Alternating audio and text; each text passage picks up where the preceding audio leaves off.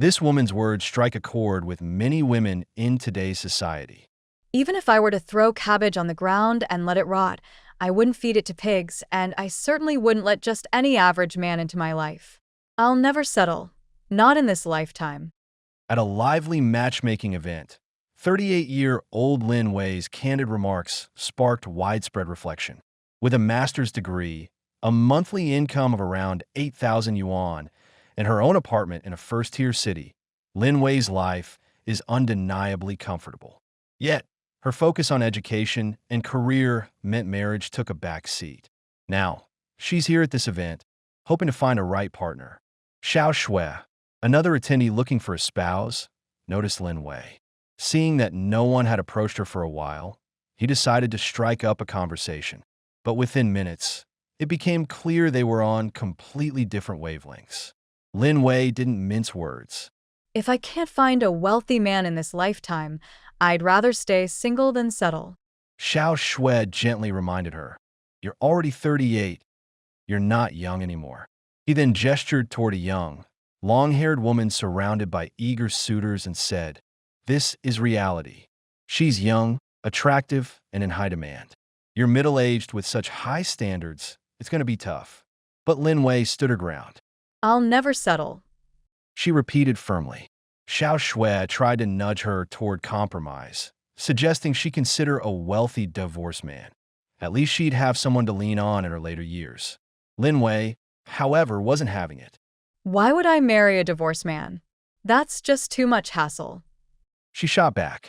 Her reasoning was simple. She's fully capable of supporting herself, and if it comes down to it, she's perfectly fine living alone. After all, she's been single for years. A little longer won't hurt. Lin Wei's unwavering stance not only reflects her fierce independence, but also underscores the shifting priorities of modern women when it comes to marriage. For the past 2 years, I've been regularly attending matchmaking events in Shanghai aimed at overseas returnees, but the results have been painfully disappointing. It's a familiar story. I was born in 1990, and now, at 35, I'm a graduate of Shanghai Jiaotong University.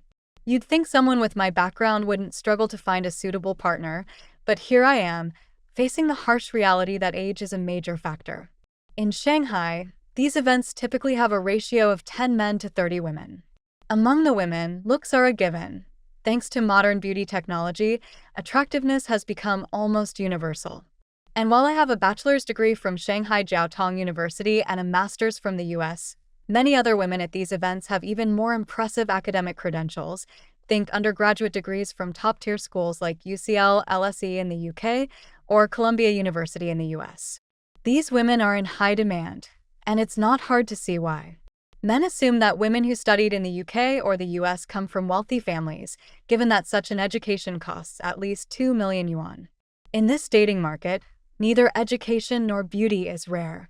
What's truly scarce is youth, because age is a resource you can't get back.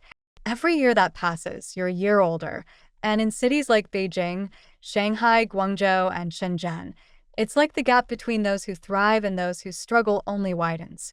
Salaried workers feel like they're falling behind, while landlords who collect rent live comfortably because they control the city's most valuable and finite resource, land and property.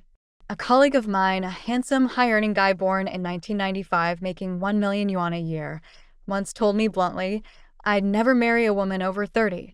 My parents worked hard running a business in another city to buy me a 10 million yuan apartment on the Bund. If I married a woman in her 30s, my parents would still be waiting for 2 grandchildren. By the time she has 2 kids, she'd probably be 40, and anyone over 28 is considered a high-risk pregnancy. It's just too much of a gamble.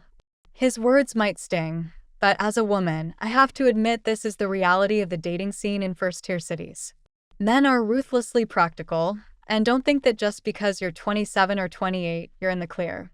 So, how did I end up here? One big reason is that my overseas studies didn't give me the edge I expected. Back then, friends warned me against going abroad for my master's degree.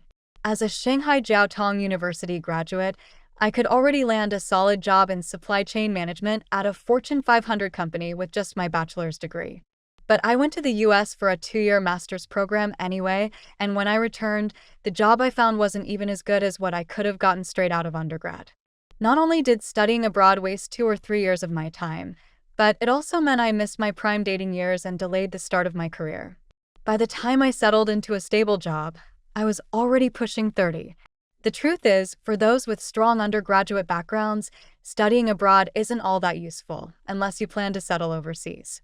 If you want to broaden your horizons, you can always apply for an overseas assignment or a visiting scholar program after getting married.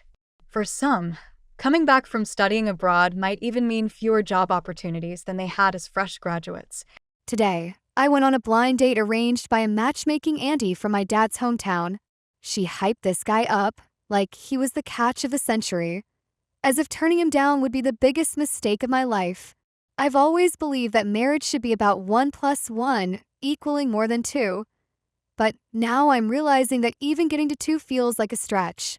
The guy, born in 1988, is currently unemployed after leaving the military and just lounging around at home.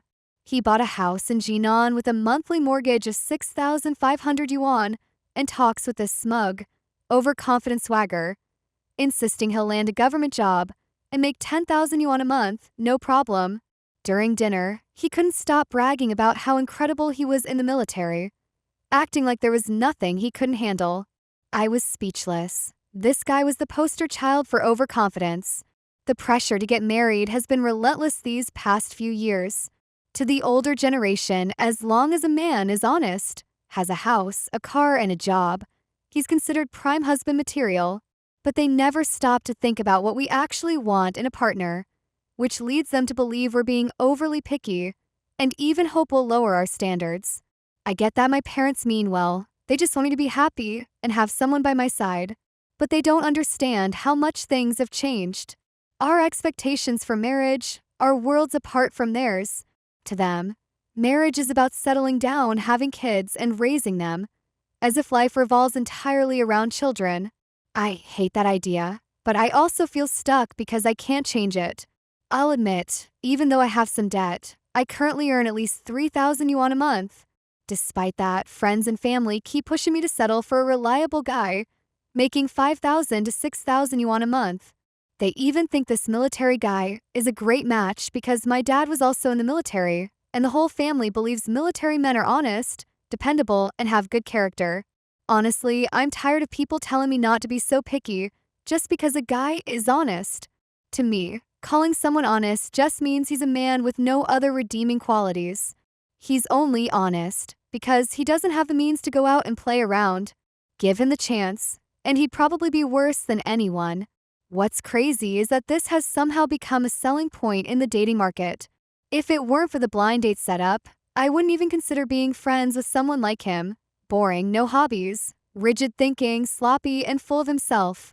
They expect women to earn money, take care of the household, look after his parents, and even hesitate to hire a nanny because the nanny's salary would be higher than his.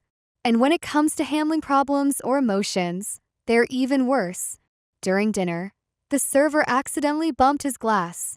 Even though nothing spilled on him, he made a huge scene, demanding an apology and even asking the restaurant to comp the meal. I was ready to walk out right then. And guess what? He didn't even pay the bill. He just left. I'll admit, a person's income doesn't define them entirely, but it does say a lot, like their communication skills, emotional intelligence, ambition, and mindset. That's why I've always had a baseline requirement for my partner's income. It can't be less than mine. I don't want to be the one supporting the family, bearing the risks of childbirth, or shouldering future financial burdens. But then people call me picky, materialistic, or a gold digger. I don't get it. I can support myself, I'm emotionally independent, and I want a partner who's financially stable, kind, and has eyes only for me. Someone who's on the same page as me and can move forward in life together. Is that really such an unreasonable standard?